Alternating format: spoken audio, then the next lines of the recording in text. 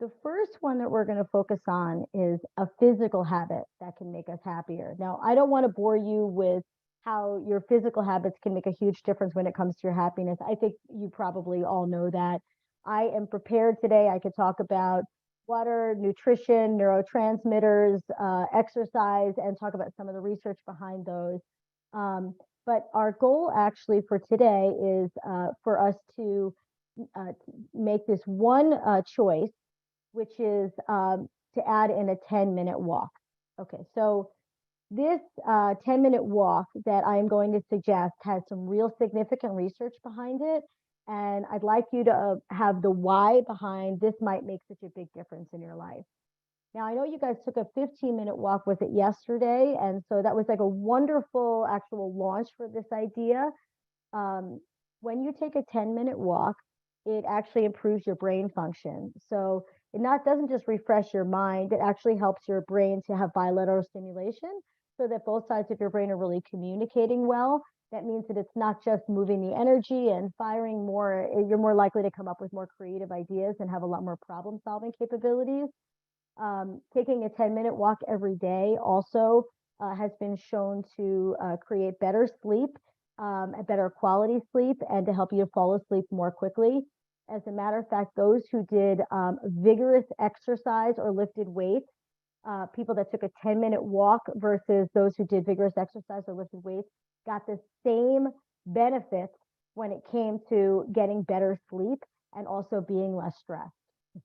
That's pretty amazing. There's a huge lifting weights and getting vigorous exercise also has a lot of benefits. But if we're talking about adding in something really small and getting a big return, that taking that 10-minute walk is improving your sleep, which then if you have better sleep, it actually improves your stress levels, because when you have enough time to sleep properly at night, your brain actually refurbishes itself. It actually it sort of repairs itself overnight, and also it re-ups its neurotransmitters, which enables you to be actually much happier the next day. You guys know that anecdotally, but they were saying, wow, we could just add in this 10-minute walk in order to create this better sleep. 10-minute walk also reduces anxiety and depression. So one of the studies said that a simple 10-minute walk can be as effective as a 45-minute workout in terms of the way that it reduces your anxiety and depression, which is pretty significant. And then if you take your walk outside, it says that you actually only need 5 minutes outdoors in order to be able to boost your mood and your self-esteem. 5 minutes of what's called green exercise or being outdoors. So there's a lot of research that says this is sort of one of these tiny choices that could create a big change in your life. And we're talking about setting your body up in order to be happier every day. These are the habits of happier people. So if we were to add in a 10-minute walk into your life every day, here's a couple of quick suggestions that I have. Do it with your partner or with a friend. Make it a way to connect. Make it a way to have conversation that maybe you're not having, or make it a way to just have a couple of laughs and some social time.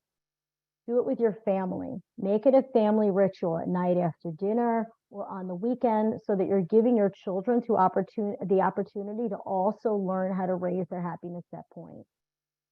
Do it with a team of coworkers at lunch, which I know you guys were doing yesterday. I've had several clients choose to actually start having to every day at lunch go out with their coworkers or to walk around the inside of the building if it happens to be raining. And this is making a huge difference in many aspects of their work life, but also in their productivity and also in their feelings of happiness at work.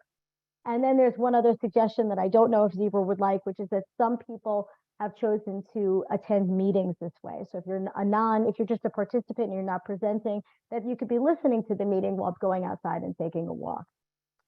So our goal here is to try to shift from seeing nutrition and exercise and hydration. I know that we're not talking about those other parts today, but just as ideas, as not optional, and also not as just a way to make our bodies look better, but they're non-negotiables that don't just affect our physical health, but are also really shifting our mental and our emotional health as well.